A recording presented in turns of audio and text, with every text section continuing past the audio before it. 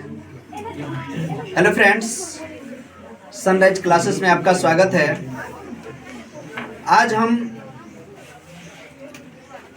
Matric board exam 2026 में सम्मिलित होने वाले बच्चों के बारे में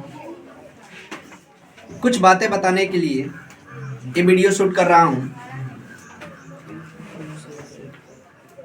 अभी जो समय से बच्चे प्रिपेयर कर रहे थे यानी तैयारी कर रहे थे, अब लगभग उनकी तैयारी कंप्लीट हो चुकी होगी, लेकिन अभी एग्जाम में कुछ शेष दिन हैं। यानी कहने का मतलब है कि 1 से 1.5 महीने का समय जो अभी बचा हुआ है, उस समय में क्या करें और कैसे तैयारी करें। और जो बच्चे अभी तक अच्छे से पढ़ाई नहीं कर पाए हैं किसी कारणवश, तो उनको इतने समय में क्या करना चाहिए कि वो भी अच्छा से अच्छा मार्क्स अचीव कर सके, यानी अच्छे से अच्छे मार्क्स से पास हो सके। तो सबसे पहले क्या करना चाहिए, इस बात को समझिए। प्रत्येक दिन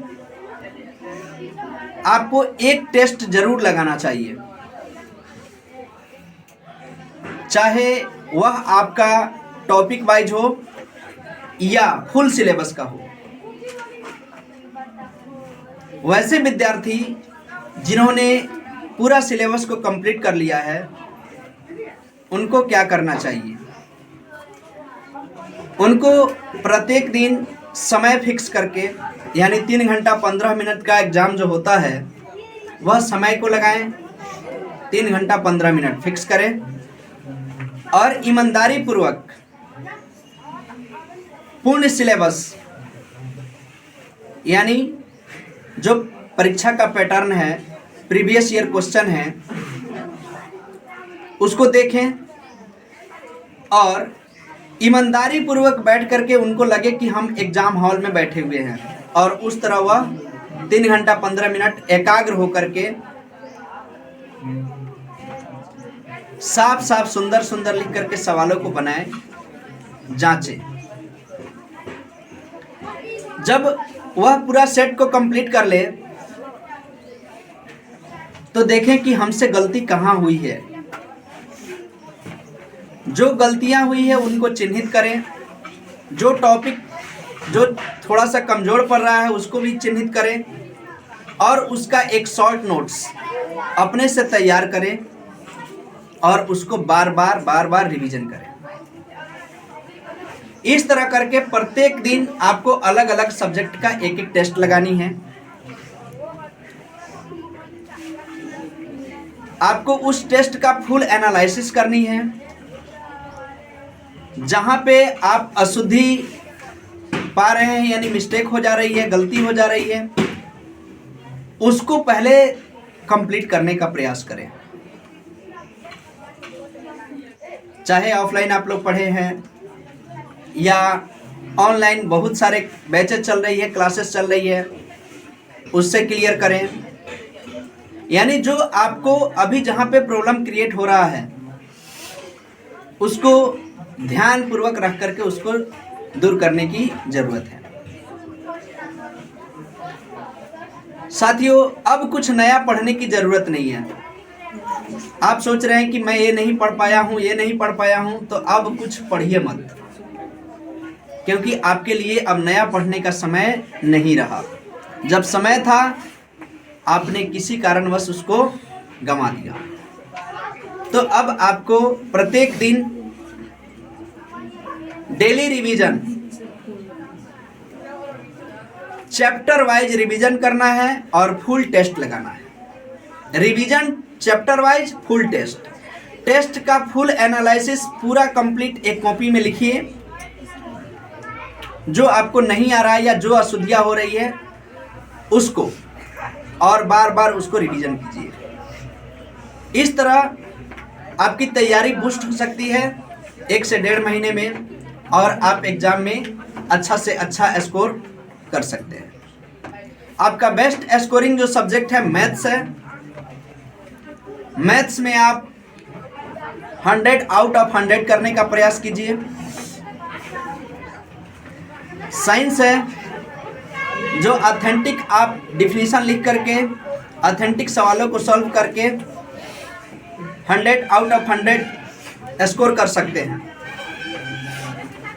सोशल साइंस है जिसमें आप बहुत सारे चीज़ों को अध्ययन करके सवालों को अच्छा से विश्लेषण करके नंबर को अचीव कर सकते हैं, तो उसका रिवीजन जरूरी है। साथ ही साथ हिंदी और संस्कृत ये दोनों लैंग्वेज पेपर जो है आपका, साथ ही इंग्लिश, इसका भी प्रैक्टिस कंटिन्यू रखें। यानी आपको प्रत्येक दिन 100% एफर्ट लगा करके अपने आप को सच्चा साबित करने का अभी प्रयास करना है, क्योंकि जब यहाँ अपने ईमानदारी को अगर जांच लेते हैं तो आपके लिए बोर्ड एग्जाम कुछ नहीं रहेगा। जिस दिन एग्जाम में बैठिएगा लगेगा कि मैं अपने रूम पे बैठ करके एक टेस्ट दे रहा हूँ।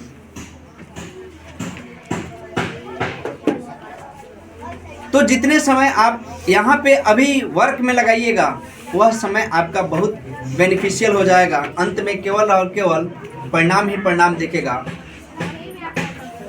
और रिजल्ट का कोहराम मचा दिया जाएगा। तो इतना बात ध्यान में रख करके आपको डेली प्रैक्टिस करनी है, डेली एक टेस्ट लगानी है, चैप्टर वाइज रिवीजन करनी है। जहाँ पे टेस्ट में जिस सब्जेक्ट में जो टॉपिक आपको कमजोर पड़ रहे हैं उसको कंप्लीट करना है।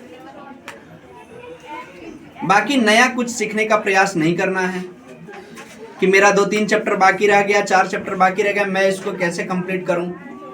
तो उसको जल्दी जल्दी थोड़ा सा पढ़ लेना है। अब बाकी जो आपने अच्छे से पढ़ पाए हैं उसको अच्छा से रिवीजन करके कंप्लीट कर लेना है।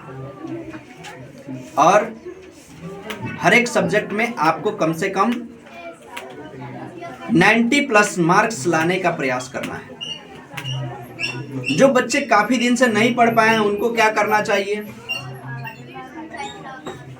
तो उनको भी यही काम करना चाहिए। प्रैक्टिस सेट तो जरूरी है, आपको प्रत्येक दिन एक सेट लगाना है और सेट में जितने भी ऑब्जेक्टिव्स सवाल हो रहे हैं उसको एक बार एनालाइज करना है, कॉपी में लिख करके याद करना है।